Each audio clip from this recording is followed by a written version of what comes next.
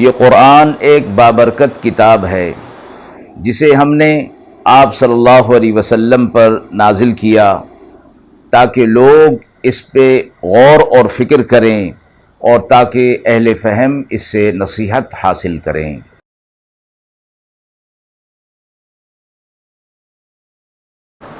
بسم اللہ الرحمن الرحیم۔ السلام علیکم ورحمۃ اللہ وبرکاتہ۔ ناظرین کرام، درس قرآن مجید کے آج کے اس پروگرام میں ہم سورہ سبا کی آیت نمبر 34 تا آیت نمبر 38 کا ترجمہ اور تفسیر پیش کر رہے ہیں اور آخر میں پوچھے گئے سوال کا جواب ہوگا۔ اعوذ باللہ من الشیطان الرجیم، بسم اللہ الرحمن الرحیم۔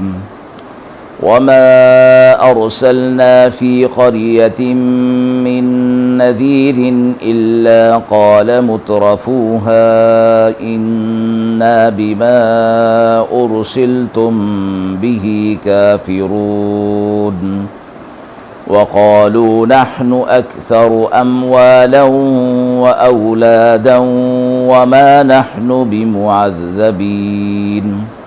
قل إن ربي يبسط الرزق لمن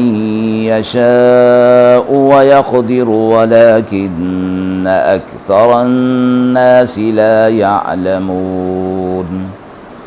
وما أموالكم ولا أولادكم بالتي تقربكم عندنا زلفى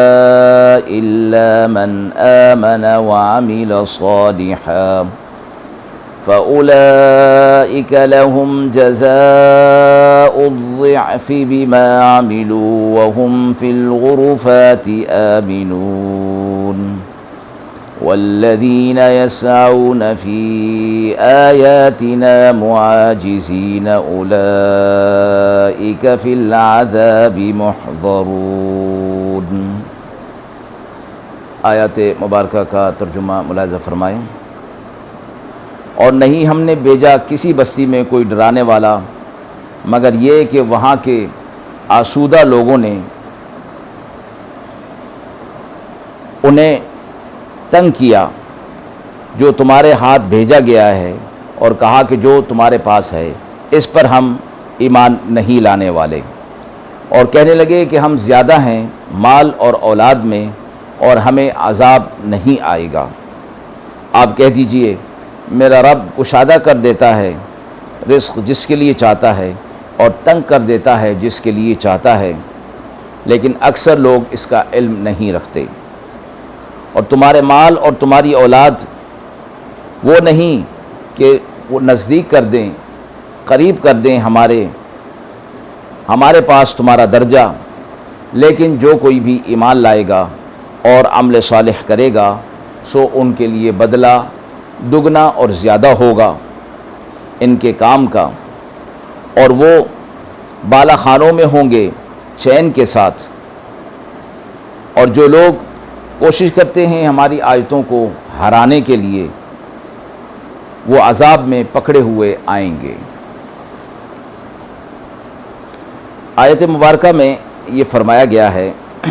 کہ دنیا کی محبت، مال و دولت کے نشے کے اندر پڑنے والے لوگ ہمیشہ سے حق کی آواز کو دباتے رہے ہیں اور اس کوشش میں رہے ہیں کہ یہ حق آگے نہ بڑھے، اور انہوں نے مخالفت کا طریقہ اختیار کیے رکھا۔ وہ اہل حق کے مقابلے میں اپنی موجودہ حالت پر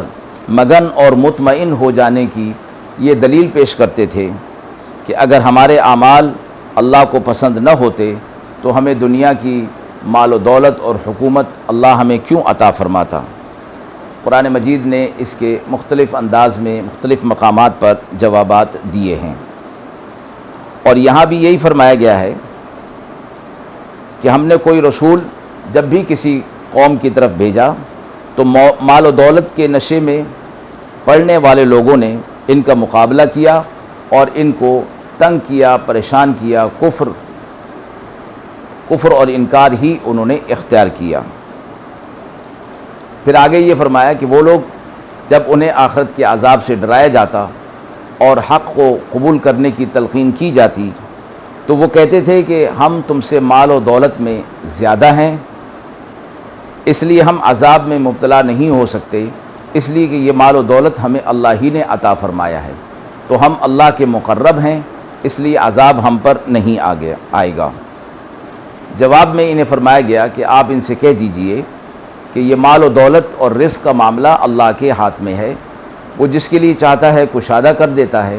اور جس کے لیے چاہتا ہے تنگ کر دیتا ہے۔ یہ تکوینی مصالح ہیں جو اللہ رب العزت کی مشیت پر مبنی ہیں۔ اکثر لوگ اس کا علم نہیں رکھتے اور وہ اس کو یہی سمجھنے لگتے ہیں کہ یہ مال و دولت کا دنیا کے اندر زیادہ ہونا، مال اور اولاد کا زیادہ ہونا، یہ شاید اللہ کے مقرب ہونے کی دلیل ہے۔ جواب میں فرما دیا گیا اللہ تعالیٰ کے ہاں یہ چیز مقرب اور مقبول ہونے کی دلیل نہیں ہے، بلکہ تکوینی مصالح کے پیش نظر اللہ تبارک و تعالیٰ جسے چاہتا ہے رزق کے اندر کشادگی فرما دیتا ہے اور جس کے لیے چاہتا ہے اس کو تنگ کر دیتا ہے، اور اس چیز کو اللہ کے مقرب ہونے کی دلیل سمجھنا یہ جہالت ہے۔ اللہ کے ہاں مقبول ہونے اور اس کے مقرب ہونے کی دلیل ایمان اور عمل صالح ہے، اور اس بات کو قرآن مجید میں اکثر مقامات پر دہرایا گیا اور فرمایا گیا ہے۔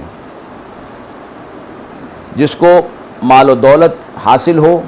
اور ایمان اور عمل صالح حاصل نہ ہو، اللہ کے نزدیک وہ کبھی مقبول نہیں بن سکتا۔ اگلی آیت میں فرمایا گیا کہ یہ ایمان اور عمل صالح والے لوگ ایسے ہیں کہ یہ اللہ کے مقبول ہیں اور اللہ کے نزدیک ہے، مقرب ہیں۔ دنیا میں ان کی کوئی قدر پہچانے یا نہ پہچانے، لیکن اللہ کے ہاں ان کی بڑی قدر ہے اور ان کے اعمال اللہ کے ہاں بڑا درجہ پائیں گے، اور یہ فرمایا کہ ان کے اعمال کو بڑھا چڑھا کر کم سے کم 10 گنا، زیادہ سے زیادہ 700 گنا، اور اس سے بڑھ کر اللہ رب العزت جس کے لیے جتنا چاہیں گے وہ ان کو اجر عطا فرمائیں گے۔ اور فرمایا کہ پھر یہ قیامت کے دن جنت کے بالا خانوں میں چین اور آرام کے ساتھ ہمیشہ ہمیشہ کی زندگی گزاریں گے۔